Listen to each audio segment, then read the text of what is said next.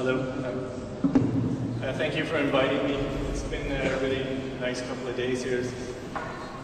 Really nice people, that's all I can say. I have actually 3 Czech students in my office in the last few years, and I've had really good experiences here. But what I'm going to talk about today is actually 2 parts. I'm going to talk about, just quickly show some projects in Norway, but I'm going to focus most of the lecture on one of the projects I've been working on for the last 7 years. It's really on the periphery.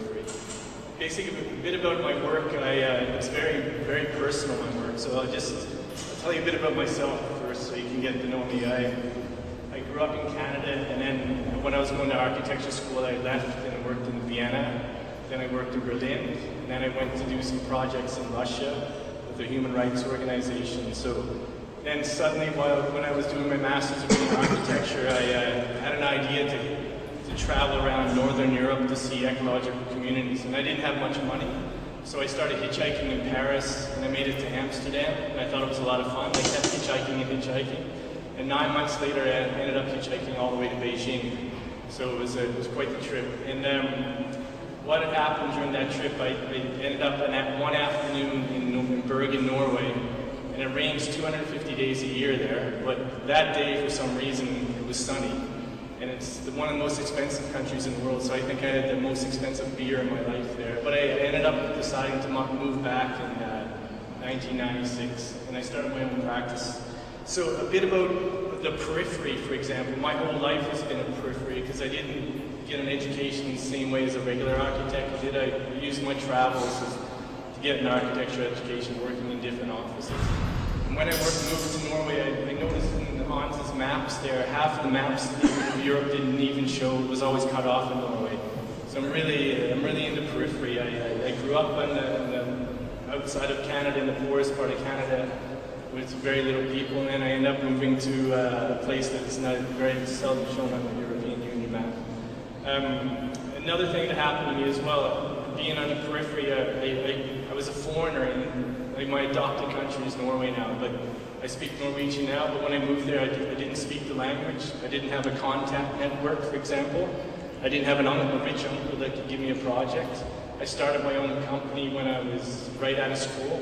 Like I rarely worked in an architecture office, so most of my practice has been on the edge the whole time in experiment. I'm just going to set on the timer here just to stay track of time.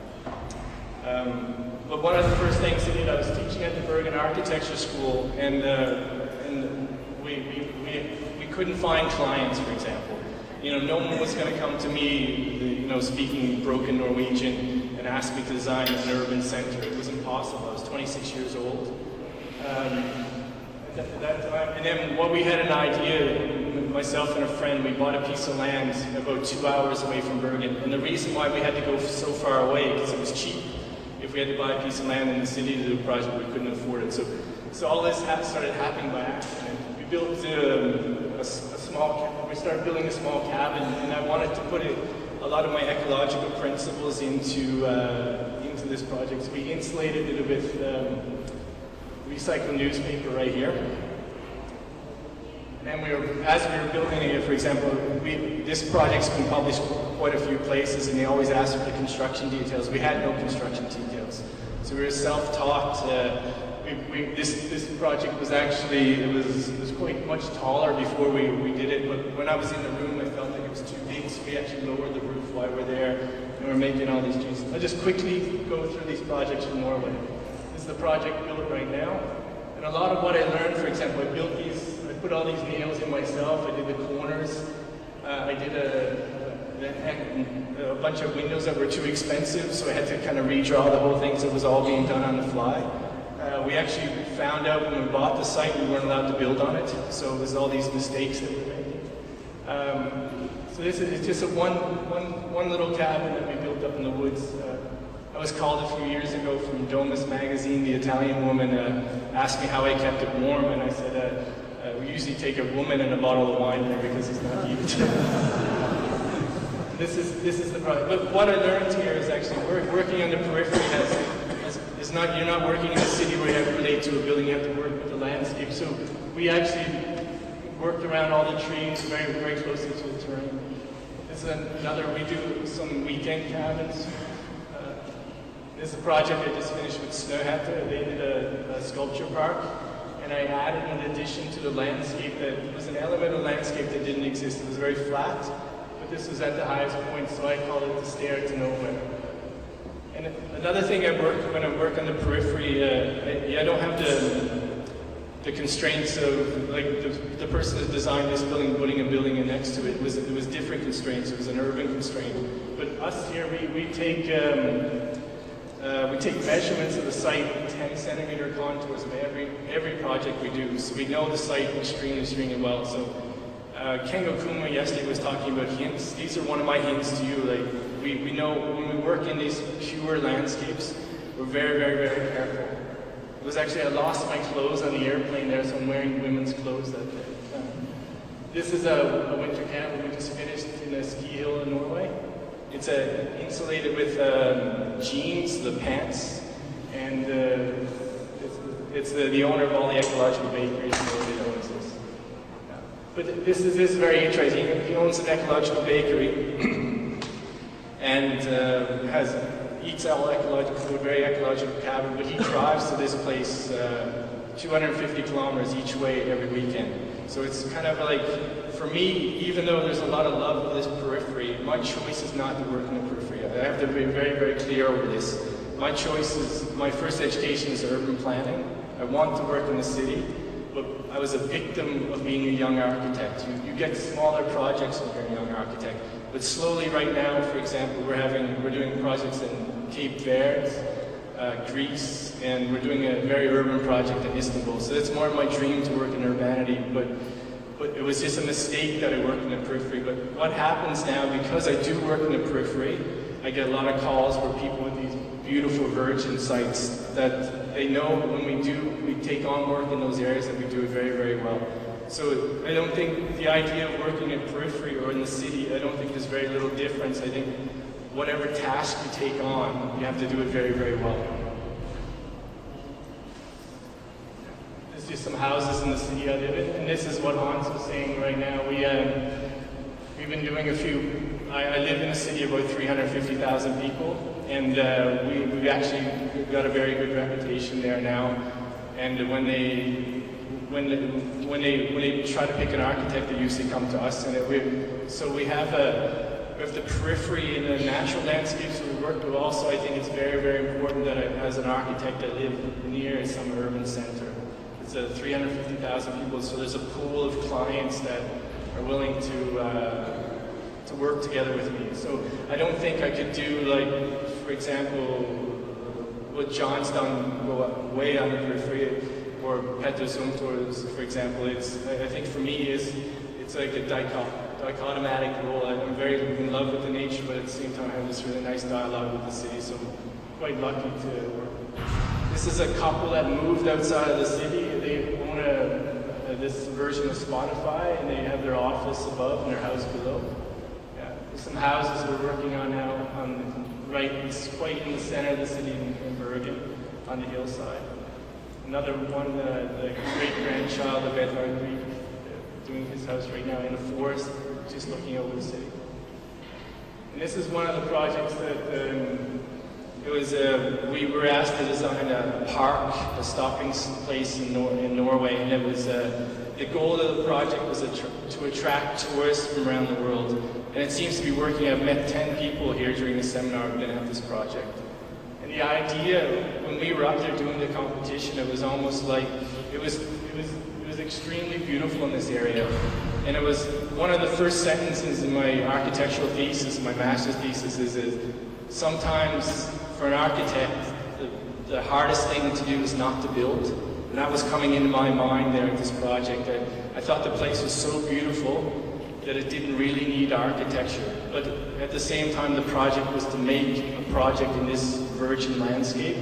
So what we decided to do, we had to think about it, and we made this structure that was 30 meters long and out into the air, and then 640 meters down to the town. The town is down here right now. I'm doing a museum for UNESCO right on this point right now, the World Heritage Site. So the idea was to get this feeling, Norway is very beautiful, but when you're driving around Norway, you get this numbness that it's like being in a room with beautiful people all the time. Suddenly, you know, everything is perfect, but you're driving in your car, seeing all this, but you have actually no contact with this landscape because you're in a bubble in a car. So what we wanted to do is to get people out of the car and to experience the landscape, and that's why we actually wanted to do this. The glass railing is actually, you look, it's not straight ahead. The glass railing is actually tipped ahead, so you have to have this feeling of letting go. So there's a lot of people that won't walk at the end of this. In this project, while we were doing this, we actually learned a lot of things. We picked out our engineers that we still work with right now. The client, we were very, very young when we did this project, and it was quite a good learning process. So we got very lucky to have the best consultants on this project, and then we developed it, and we had time as well. It's another thing when you work both in the city and both in the periphery, is the element of having time to develop a project is. We really appreciate that now. For example, we don't have deadlines in our office anymore because we were being stressed by the client sometimes to deliver when we felt the project wasn't finished. So now when we meet a client, we set the deadlines. We say within about 9 weeks we feel like we can have your project, and usually we meet it, but it's us that take control of the deadlines. And the project actually was very interesting. It was called, when you do these architecture competitions, you have a motto on the title of the project, and we call the project 640 meters over Aurland, the town, and 20,000 kilometers from Tokyo. So the idea was if we could make a little piece of architecture way in the middle of the nowhere that would manage to attract people from all around the world. So that was the goal of the project, and when my photographer took that photograph, I was just, it showed me that it was a success. And I have some students in my office, they were up there about 2 weeks ago, or in the summer actually, and they said they heard the word holy shit in about 10 different languages because they were... This project is what kind of marked my... I don't know if I have a reputation as something, but we get a lot of... We got nominated for the Mies van der Rohe Prize for this. Condé Nast magazine rated as the next 7 architectural wonders of the world.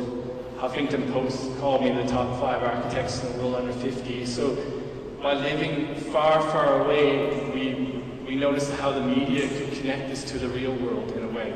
So in such relation, we have a very interesting relationship with the media, because we know that even though we're on the periphery, they can pull us into the hypothetical center of the world. And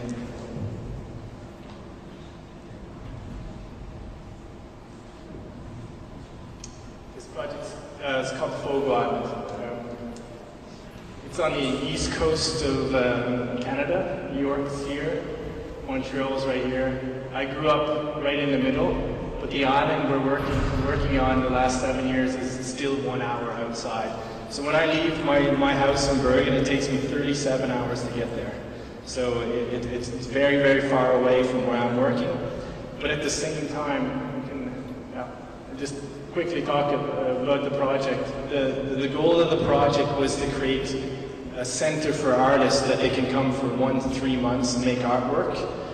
And it was developed by a woman that grew up in this area. She grew up very poor and moved away when she was 16 years old. I grew up about 1 hour from here. I also moved away when I was 16 years old. The both of us thought we'd never ever come back there. It was so poor, this area, that there was no architects in this area whatsoever. So the idea of being asked to do a project in this area was almost, it never ever came in my mind that I would be asked to do a project in this area. So when she called, it was almost like a dream. And because I was always working as a foreign architect in foreign places that I didn't really know. But this place here was a place where I grew up, and I knew the smells, I knew the taste of the food, I knew the accents of the people. And when I'm working, for example, in Norway, it's very similar. It has the same blueberries, the same fish, but there's actually something different. It was like when when I met French people in the south of France, were talking the difference between a wine in one valley and the wine of a different valley, that they were different. I thought it was complete nonsense. But when I was in Norway, I kind of realized there is a taste from the land and a taste from these different places. So yeah, when I got back there, I'll just quickly show you this place. It's a very rough place, but it was part of my personality, and that's what I want young architects now, or architects in general, to actually design for the places where they know best, where they kind of feel their heart is. And this is the place for me. I think the projects I did in Newfoundland were probably maybe the best I'll ever do, because I know it so well. Whereas the other places I'm working at, I think I'm still a bit of a naive foreigner. Even though we have to put it, like the project I'm doing in Istanbul is very different than anything I've ever done before. And it's very specific to Istanbul. And this place is very specific to this place. So one of the hints, like Kengo Kuma was saying, was it's to be very, very specific. If you're making something in Czechoslovakia, it should smell, no, the Czech Republic, sorry. And it should smell like that it's from this area, just like the wine of France. And this architecture it's a no-nonsense architecture. So, and it's built with very little means. They have no foundations here because the men that built these houses, they had to build them in the summer, they had to build them very quickly, but their job was to fish. So most of the day they were fishing 12 hours a day, and they had to build these things in the evenings or when they had a day off. And there was no sand to build concrete, so they had to build them on the stilts. And this is a fishing shack, a long fishing shack. And I'm just going to I'll show you 4 artist studios now, and I'll end off in a larger project that we did there. This is another thing about this place. The quality of craftsmanship had disappeared in the last 100 years. And I didn't know if these men on this island could build this project. So we did a long artist studio right here. It was about 20-something meters long. And it was my first site visit. And when I walked up to here and I saw how nicely it sit on the land, I knew right away that this project would be great. So I'll just go into the pictures here. This is one of the artist studios, the long studio right now. And it has the basic principle behind these studios was to actually make a place for the artist to work outside when it was raining, to work outside when it was sunny, and then an inside space was very, very clear. And another aspect was it was such a pure landscape that I didn't want, for example, power lines coming out to this place, or having to dig up the landscape to make sewage lines and stuff. So what we did is, this is 100% self-sufficient. All the solar panels are on the roof. We collect water down in this wall that's 1 meter thick. And then we have compost toilets, there's no sewer, and we heat it with wood fire. And then you see, like when I went to school in the early 90s, ecological architecture had a lot of bells and whistles. It looked like it was designed by a mad scientist, not an architect. And I still have quite a lot of problems with this just pure ecological architecture, whereas we wanted to work the ecology into the form and function of the building. So all these mechanical electric rooms, the only thing you see is a handle on the door to get inside there. These are the inside spaces of the rooms.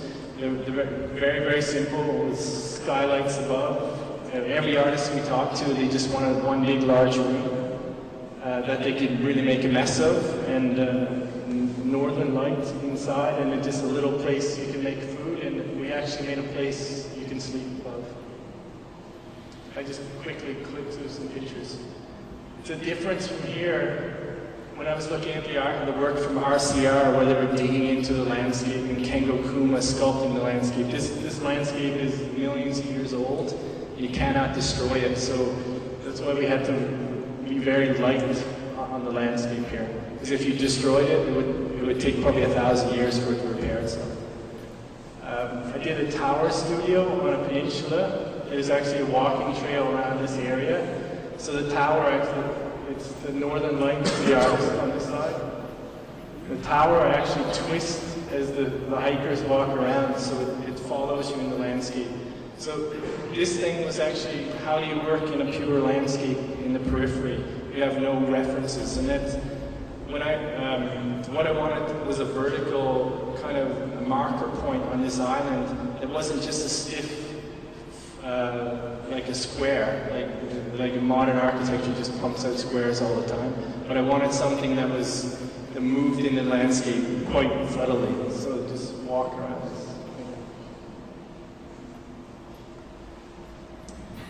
And another thing, the colors in this landscape were from my memory.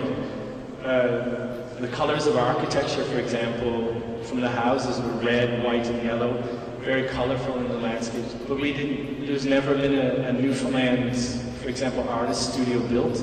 So my reference for color was more from the white, from the windows, from my memory, black, darkness, and gray. So those were the three color palettes I used for all three studios.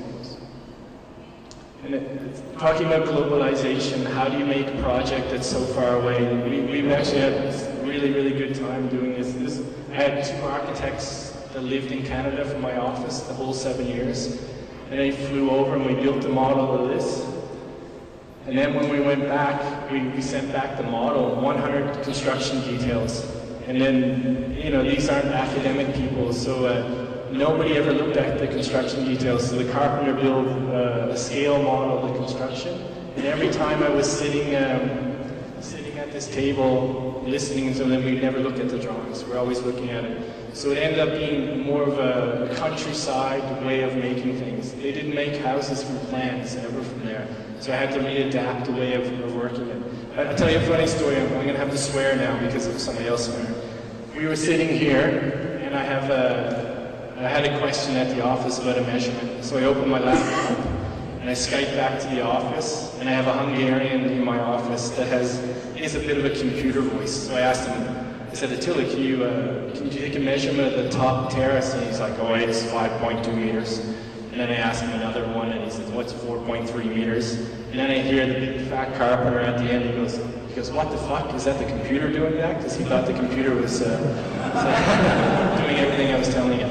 So working abroad, this is how it works. Because of the time difference, so this 4 to 5 hour time difference from Norway, at the end of the day, this is the site from the tower studio, the carpenters would take pictures of the construction site, send it to me at the end of the day. So when I would get to work at 9 o'clock Norwegian time, I could look at and print out drawings and photographs and make comments on them and go like that. So we used actually modern technologies to make our life much easier. And I actually spent more time mentally on this site than I've done on any site ever. I was basically on the site every day. Let's quickly go through some photos here.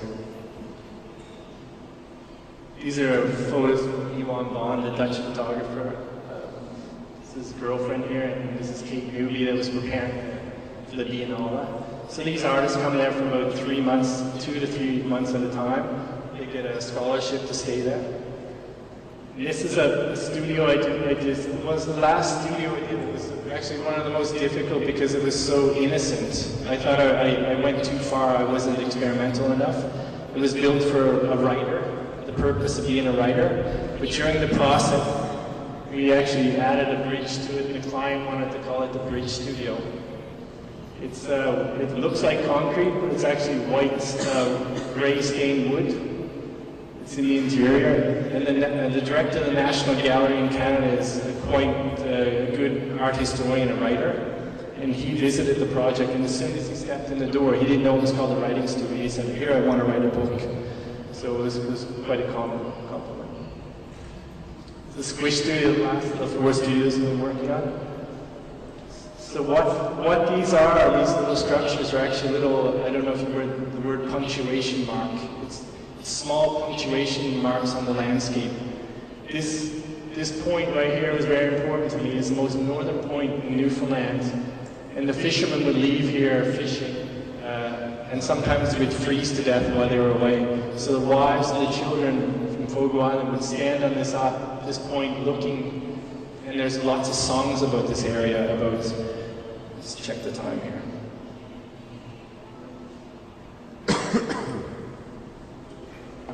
I'm over it, but I'll just finish up in a few minutes. there's lots of songs about this area, and I wanted to pay homage to this point, and this building is about this. And it was a building that I wanted to actually change in the landscape, so I'll walk around the building right now.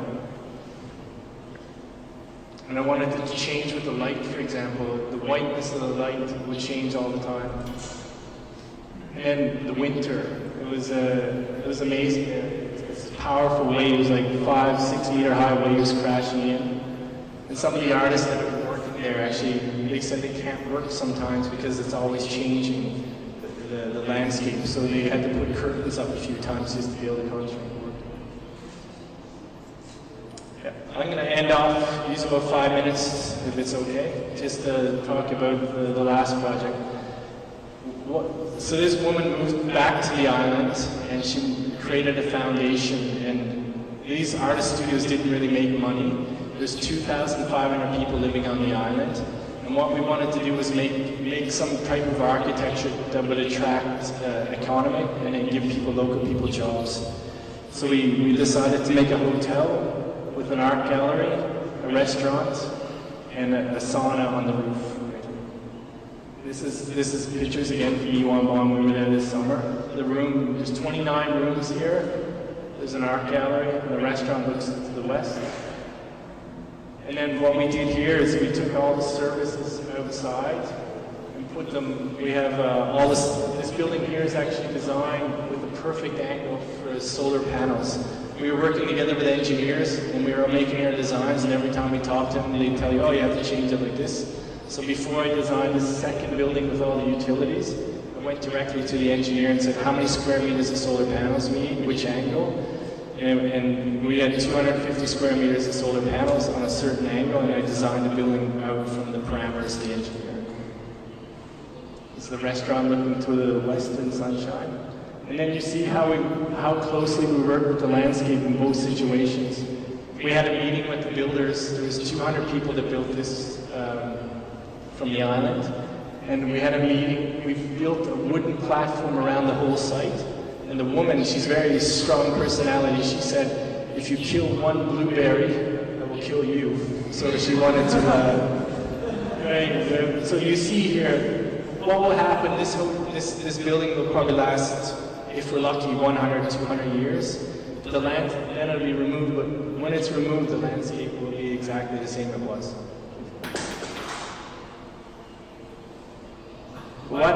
This is the story I want to tell. It's nothing to do about architecture, really. It's what had happened. I've been designing small projects who I have full control over. This project was 4,500 square meters. A couple things happened. Every time I would go to a meeting, the amount of people in the meetings would get bigger and bigger and bigger. And there was more and more men involved in the project, very few women for some reason. And it was always the engineers, the structural engineers were okay, the ventilation, the electricians, all this. And I was losing the fun of making architecture. And I thought we were losing the local qualities of the area, like all this nice, like the architecture I showed from the local area was very handmade, and this was becoming like a machine. So what I asked the client to do, I noticed that, for example, 100, like even 50 years ago in Newfoundland, everything was from Newfoundland. It was made there, like all the chairs, everything. I don't know where this is made. So what I asked the client, I said, is it possible that everything in this hotel or this building can be made on this island of 2,500 people? So we had the idea of inviting young designers from around the world. We phoned a bunch of architecture schools and design schools and asked them 2 questions. Do you have a young furniture designer that can help us do this project? And do they have their own business? Because we wanted some ambitious. So we collected people from Iceland, England, Scotland. We had about 15 different designers. They came to the island for 2 months, and we worked together with the local builders to see what they could do. And then afterwards, we set up a carpentry shop, and then they started building the products from these designers. But what we asked the designers to do was not to make drawings, but to go back to the Netherlands, go back to England, and then make a prototype and send it back, not like a model. And then these were built, everything was built in the shop. These are chairs from Liberec, the Hans in the Netherlands. These are from a woman from Eileen from Montreal, another from Glasshill from London. So the carpenters were making little small changes in dialogue on Skype with the builders. And we even made the keys to the rooms on the island. We found a person that works with metal. And another thing we did, we worked together with Bruce Mao, the quite well-known Canadian graphic designer that does the graphic design for Rem Koolhaas. So we had an idea of when you get invited to this hotel, you didn't get like an invitation or a piece of paper. We got a little box, a handmade box that you can look inside of. And when you looked inside, you could see the room where you're going to live in. So we made 5,000 of these boxes. It was an old man made these 5,000 chairs. His wife made 5,000 little rugs. And then the women got together and made these 5,000 little boxes. And it kept going like this, all this handmade, where we're using the local talents in the area. We got the women of the island to make all the blankets for the beds. And it was started with 2 women, and then they would meet on Thursdays, and then it became 4 women, and then it became 20 women. So now there's about 40 women that take work off every Thursday to make these quilts. And then you can see the name of the person that made it, and you can just ask the people at the hotel if you want to buy it. Bruce Mao then took some of our sketches from, these are from Donna Wilson, one of the architects who worked in my office. And they scanned these and they made the wallpaper for the area. So just go quickly through what the need looks like because of this. I think what happened is it became very domestic, more like a home than a hotel. I don't like using the word hotel at all for this project. And then you see some of the rooms. The idea was when you woke up in this room, for example, I was there this summer and I woke up and I was having my coffee and you could see 2 whales going right by it. So I have this, I travel so much that I wake up in a hotel and every morning and I wake up in a hotel that goes about 10 seconds before I know which city I'm in. So the idea with this place was to really know exactly the second you woke up that you're on Fogo Island. And I think this is an important thing about architecture. If you're designing in the periphery, as soon as you see it, as soon as you touch it, you know where you are.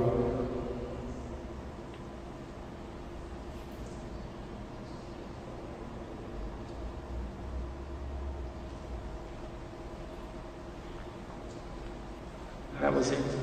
Thank you.